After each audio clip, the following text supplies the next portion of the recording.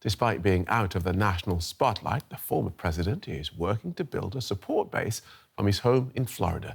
DW's Sumi Somaskanda reports. Palm Beach, Florida. This is definitely not Washington, D.C., but it is a growing hub of political power within the Republican Party. And that is its headquarters, Mar-A-Lago, the primary residence of Donald Trump.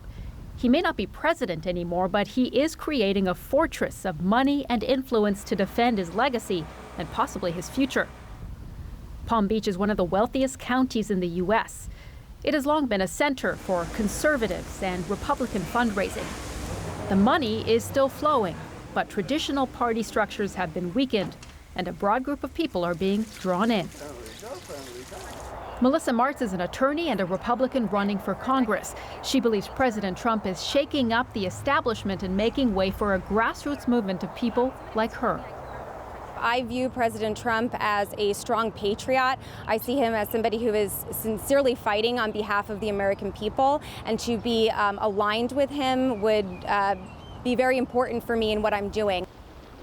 Martz is one of a growing number of Republican candidates and lawmakers making the trip to the ex-president's command center and looking for his support. Former White House press secretary Sarah Huckabee Sanders held a fundraiser here. She's running to be governor in Arkansas. South Dakota Governor Kristi Noem came to Mar-A-Lago too. She might want to run for president in 2024. And remember the former ambassador to Germany, Richard Grenell? He was at Mar-A-Lago amid rumors he's planning to run for governor of California. But how much power does the ex-president and the growing circle around him actually wield over the party?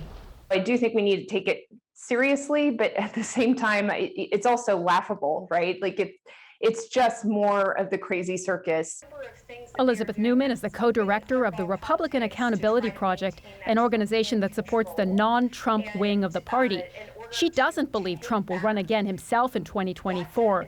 She's calling on Republicans to take back the party.